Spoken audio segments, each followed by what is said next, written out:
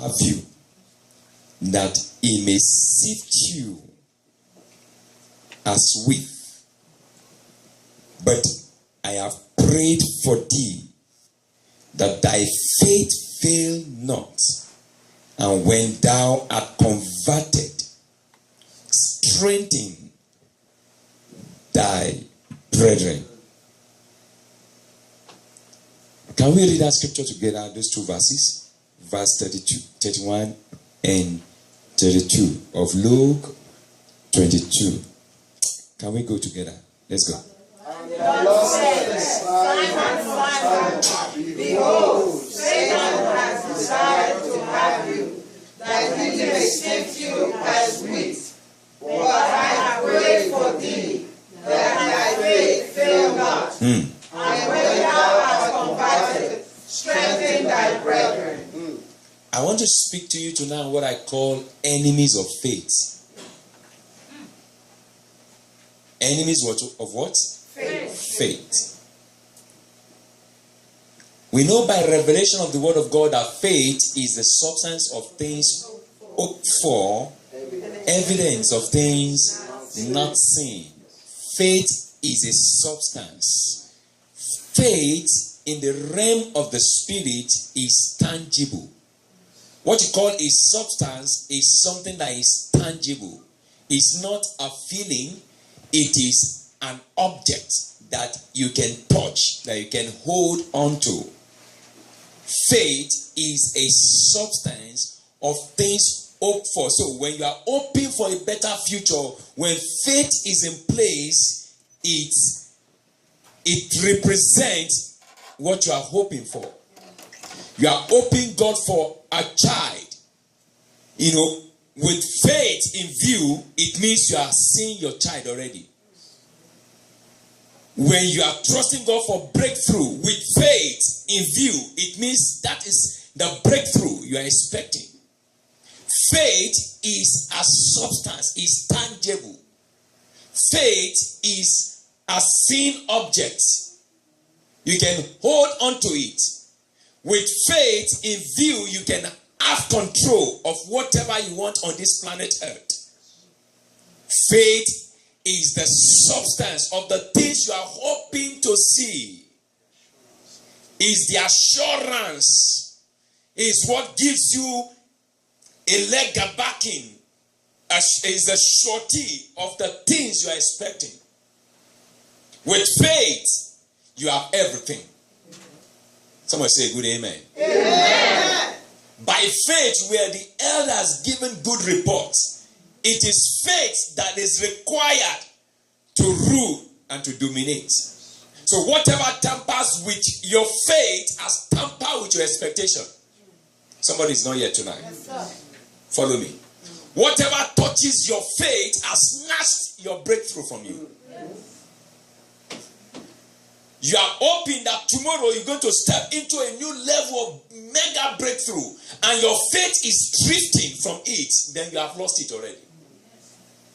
Whatever your faith cannot conceive, your hand cannot receive.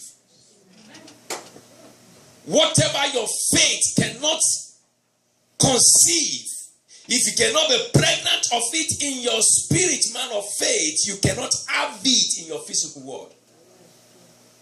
Faith is the substance of things hoped for, evidence of things not seen. What you're expecting is not visible, but faith is its evidence that it exists.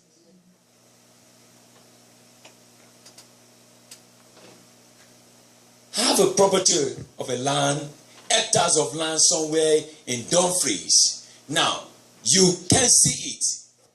I can't see it as I'm here, right? So, the evidence of that property I claim I have is the document I show to you.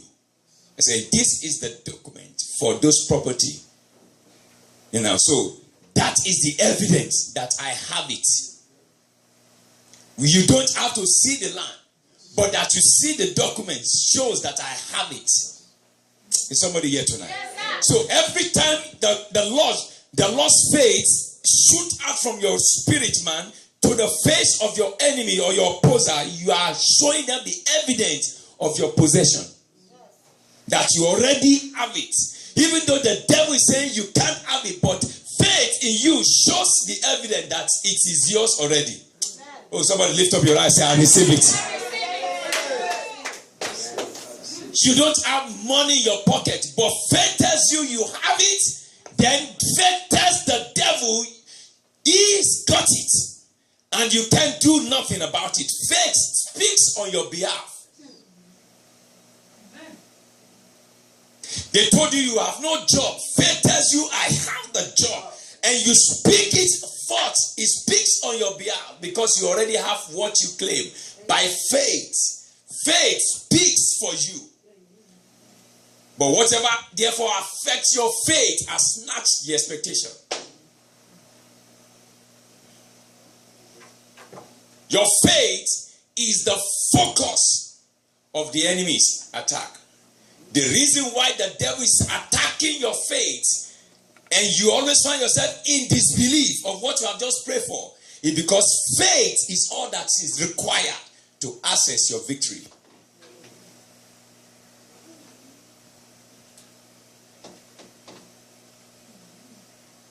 If there is anything that the devil is fighting, God's people attacking, trying to take away from us, it's not your breakthrough, it's your faith.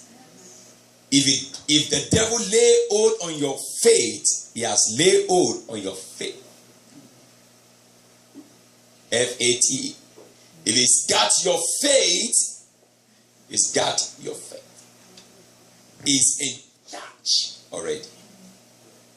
So your faith must be secure. Touch and say your faith must be secured. Your faith is your belief.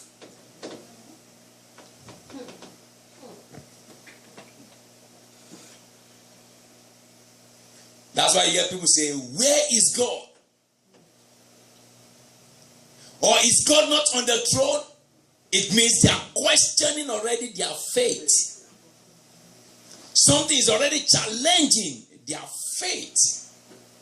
God, where is your eyes? A woman said to me on phone this afternoon, said, why is it that good people always suffer and bad people seems to be doing well?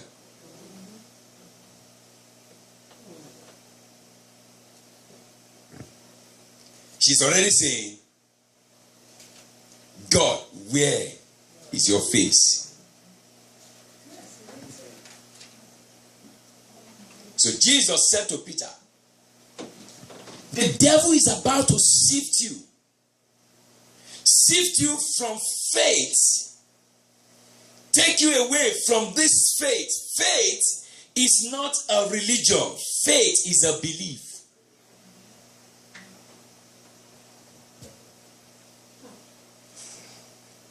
The devil is about to sift you away from this belief. For I am the belief. I am the way, the truth, and the life. The devil is about to sift you away from this road.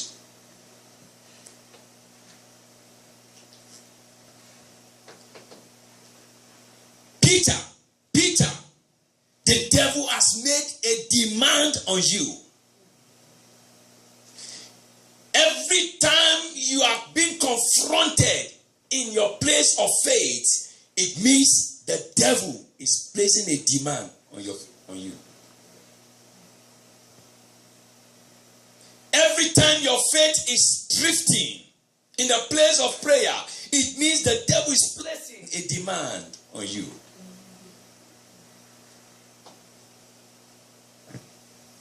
But Jesus quickly said to Simon Peter, I have prayed for you. That's our solution here. That's our hope. I have prayed for you. I know the devil has placed a demand on you, but I have prayed for you. I know your faith is shaking, but I have prayed for you. God's prayer. How many of you know that? That God's prayer cannot fail. You can't say that I've prayed for you. Satan, the devil, has to place a demand on Peter.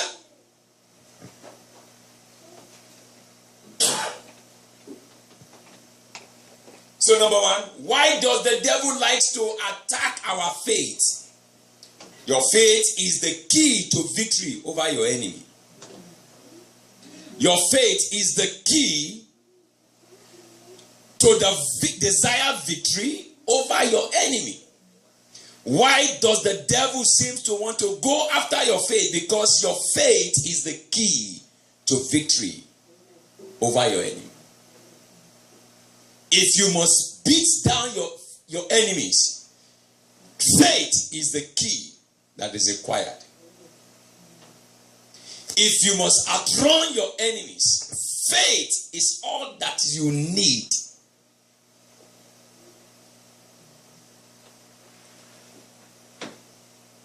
A woman came speaking to me from Florida. Said the day she gave her life to Christ and she went in after that service into her room to sleep, the devil came to the room and said, you can't be born again and you can never be saved. You are not saved. Don't believe the lie. You are not saved. And then she said, Satan, I rebuke you. I am saved. Amen. Now, why is the devil coming to say to her she's not saved? To shift her from faith. Amen. Every time you believe God for a miracle and the devil comes to tell you, you can't have it. He knows already with your faith you have it. Amen. So he's trying to do what? Attack your faith so that you can lose what you have. Say it again, say it aloud. Two more times, say it one more time. Because he knows that is the key to your victory over him. You know what the Bible says? For whatsoever is born of God overcometh the world. Whatsoever is born, whatsoever, it does not say whosoever. Whatsoever is born of God. Irrelevant of who that person is. Whatsoever. In fact, if this flower will have faith, is inclusive. Whatsoever. Have the ability to have faith in God has overcome the world. Whatsoever is born of God overcometh the world. And this is the victory that overcometh the world. Even our faith. This is the victory that overcometh the world. Someone say, I will overcome the world.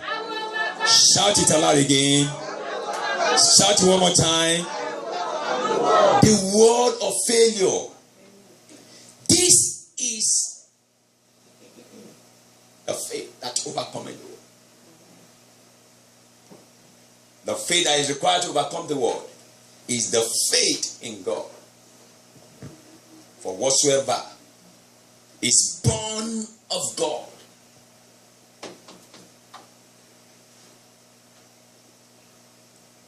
It's born of God. The moment you are born of God, you are already a victor. And I say, this is the victory that overcomes the world. Even our faith. That you are born of God means you are a victor already. This is the victory that overcomes the world. Even it is the faith that you need to cure your sickness. I am healed. Have you ever seen Jesus heal anyone before in the Bible days? And he said, let it be done to you according to thy faith. It's about your faith. Someone say, I have faith. Say it again, say it again, say it again. Say it again. Say it one more time. That's 1 Peter chapter 5. For whatsoever, chapter 5 verse 4, whatsoever is born of God overcometh the world, and this is the victory that overcomes the world, even our faith.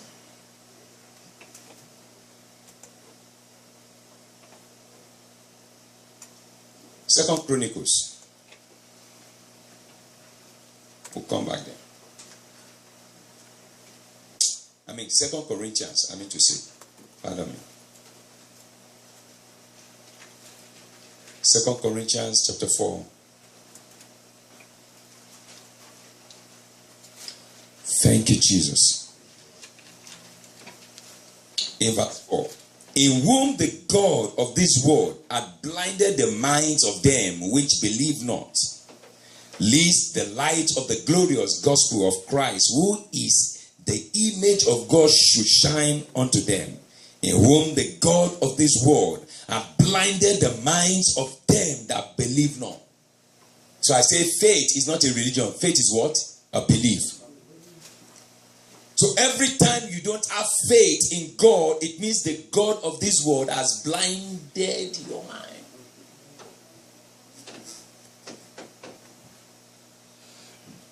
And who is the God of this world? Satan.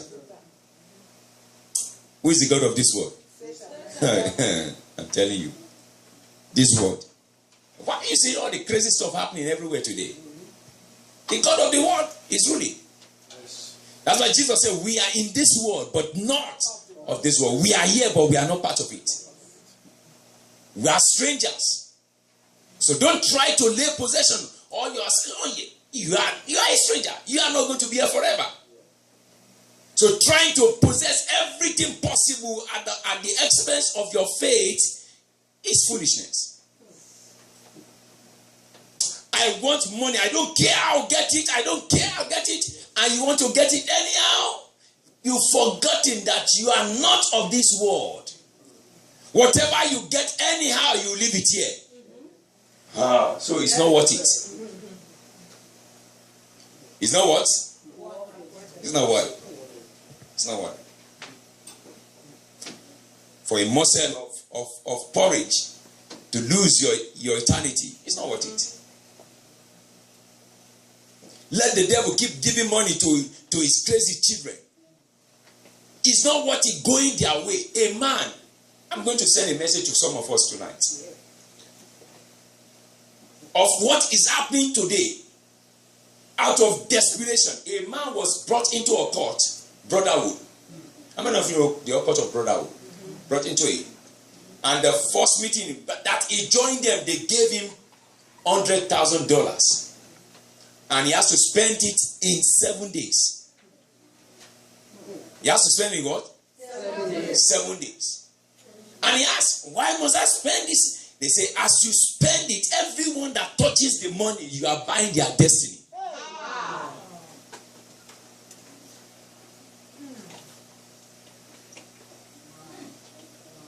And then you look at it and say, oh, that man is good, he's nice to me, he's kind-hearted, he's helping me. As he's sharing the money, he's buying you over.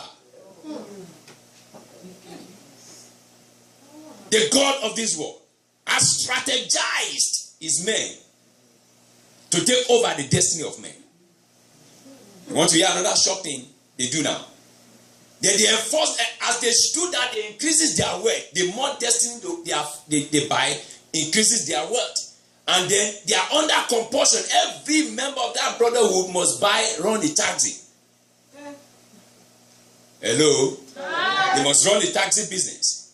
And everyone that sits in the taxi is initiated. I'm not telling you a story.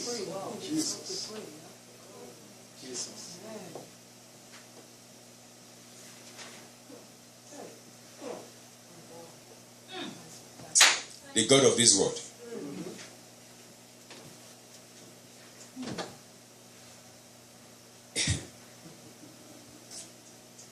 So, for you to live your Christian life without faith in God is a risk, a greater risk. Because we are in a world that the God of this world is massively angry at this end time. You wonder why you are working so hard. The man said, that's why a lot of people are working so hard. He said, the moment they sit in a taxi, we buy over their wealth of business. So suddenly their business begin to go down. He said, because they are at the counter with us. Traffic. In Ghana, it has over 100 of taxi. In Nigeria, it has over 100 taxi. In Cameroon, 100 of taxi. Everywhere.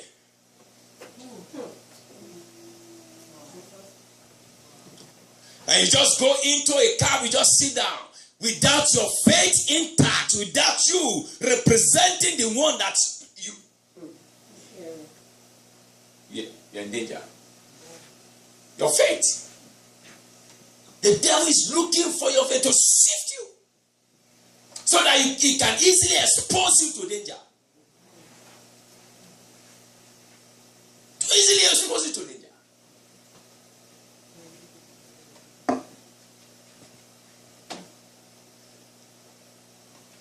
Your faith gives you authority over the devil. Hello. That's why your faith must be alive. Some say my faith is alive. In the name of Jesus. My faith come alive. Your faith gives you mastery over the devil. Don't lose your faith for anything. Your faith is not in carrying the scripture and put under your pillow at night. That is not faith. Your faith is your belief in God. Your faith is what? Absolute belief. In the midst of battle, you believe. You are not doubting. You just finished praying and the devil said that prayer is not been answered. You don't believe him, you believe God. You don't disbelieve God. You believe him. That's what you pray for, you have received. Because every time you pray and the devil tells you that the prayer has not been answered, he knows the prayer has been answered. And he's only trying to twist your faith so that he can snatch your miracle. You're reading, it tells you this reading you will fail. While reading, he's a liar. He knows your reading will make success. You're dressing up and looking at the mirror and say, oh, this is me. As I'm going out today, fail yourself for where nobody's going to see you. Have you forgotten everybody that comes in contact, you always reject you? Today is your day of rejection again. And once your faith believe that lie, that's it. Your faith gives you mastery over the devil. I told you a story, I don't know if I've shared it yet. A great man of God by the name of Bishop Oyedepo. One day I had a phone call. And they told him that his cousin was mad and would not recognize anybody. And he traveled from Lagos to the village to see the young man who had been mad for several days and would not even recognize anyone. And was not staying on clothes and bound inside the house.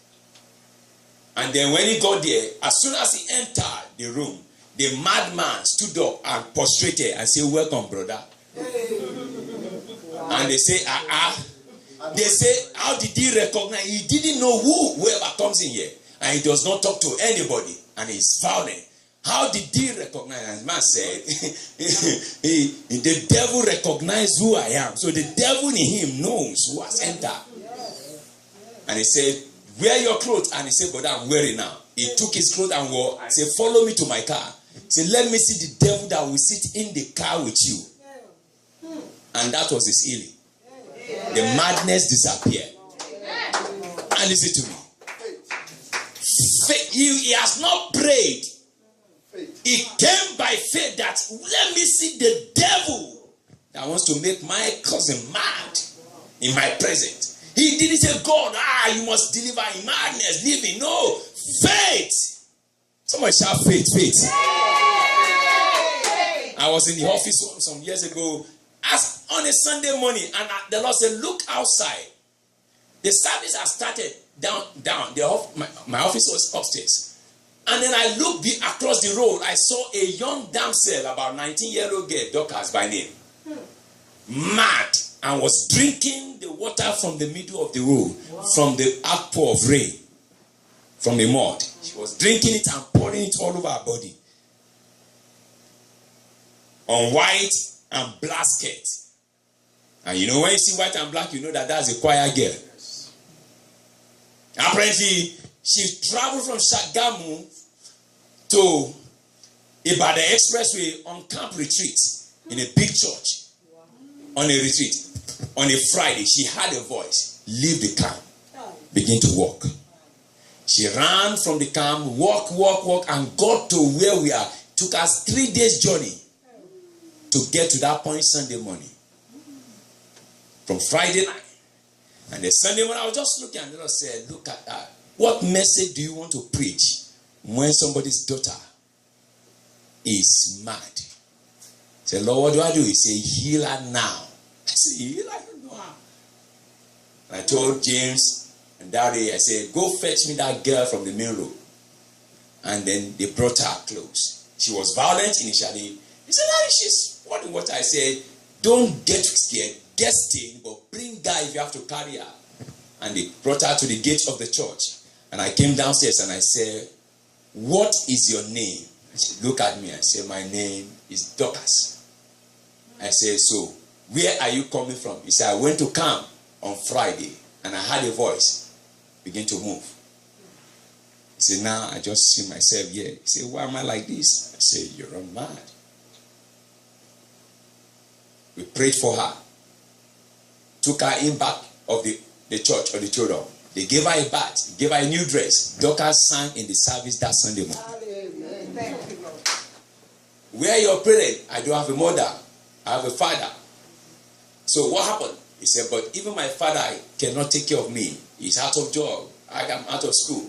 We put Dorcas in school. We have the magazine of this story. Dorcas became a graduate. Dorcas is teaching in one of the schools today in Badagry.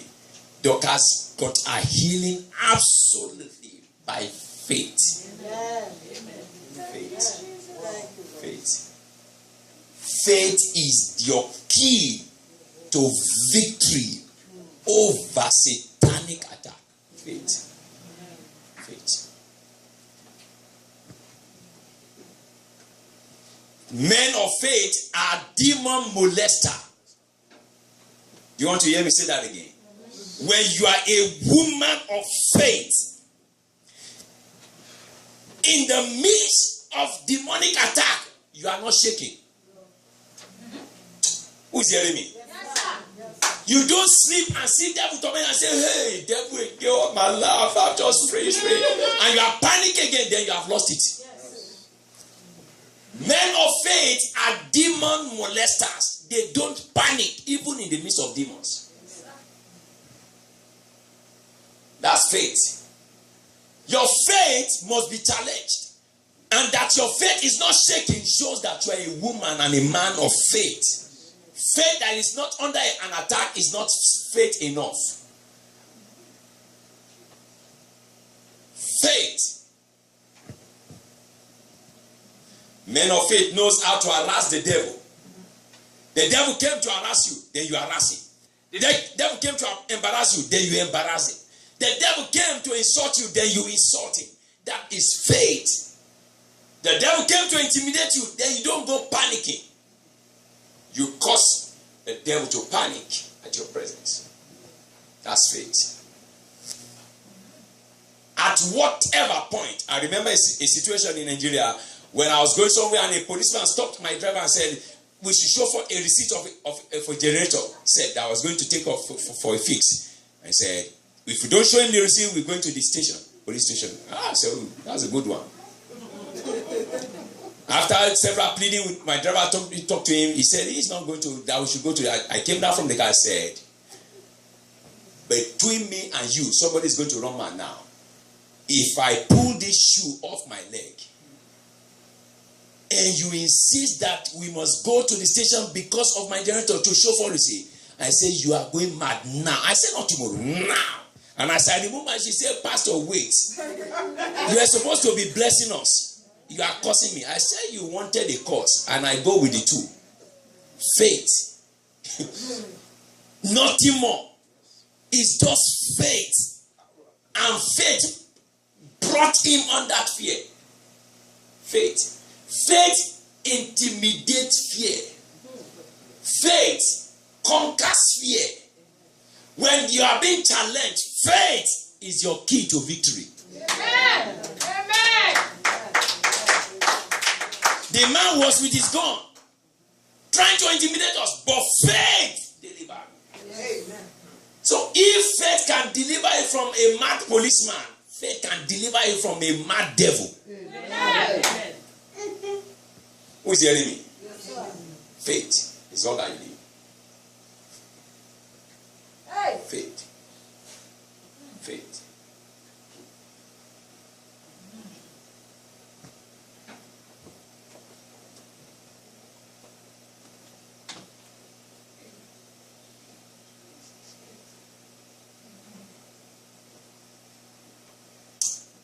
Number 2, your faith is the key to recovery in life. I want to take us into a realm of warfare tonight. And listen to me. If your warfare must become blood free, that is, your blood not being wasted in the warfare, in the place of warfare, it means your faith must be strong. A woman cried to me and said, I've been here for 11 years or so. I sent the woman to talk to you on phone. He said, for 11 years, he said, everything had been bad. Everything. My life is bad. What have I done?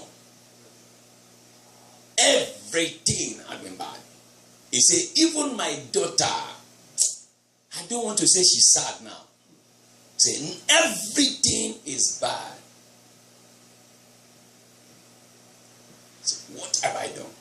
And I said to her, let thy faith be strengthened. Because your faith, because she said to me, every day I pray, every night I pray, every day I pray. Say, man of God, every day I pray. Your faith is the key to your recovery. Every time you are praying for something and your faith is shaking, you are losing your recovery. No matter who you want to blame, you can't blame God. Your faith is your key to recovery. If you must recover from sickness, it's your faith. If you must recover from a fall, it's your faith. Your faith gives you access to recovery. Somebody hearing me tonight, you will recover well. Amen. You didn't say good amen. Amen. I say you will recover well. Amen. Restoration is a product of faith.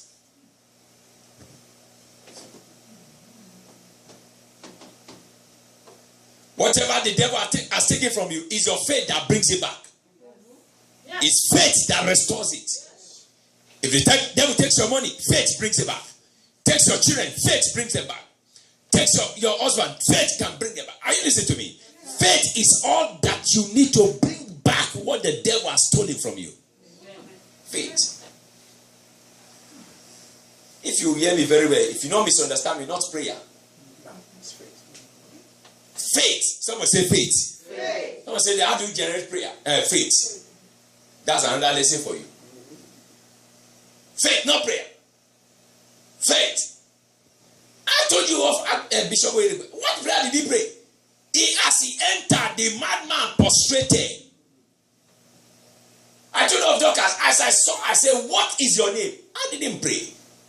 What is your name? Madman must recognize a master. When a master is talking, before you take a madman to heal a mad woman.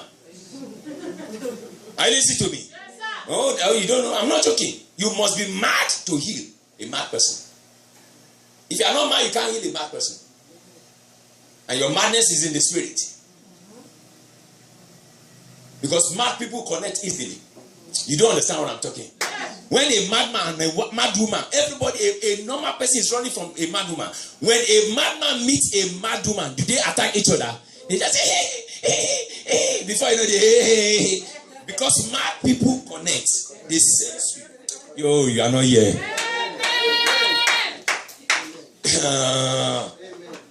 You don't understand. So you have to be mad. So that the mad person can see you that you are neighbors. You say, you say, So when you talk, they respond to you. It's a realm.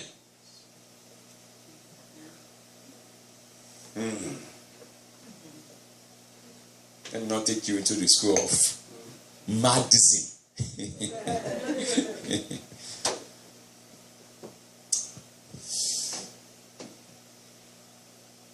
I just showed you all that Jesus did in his days. Let it be done to you according to thy faith. Matthew chapter 9.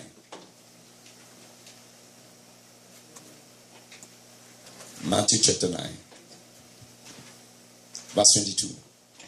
But Jesus turned him about, and when he saw her, he said, daughter, be of good comfort. Thy faith has made thee whole. And the woman was made whole from that hour. Daughter,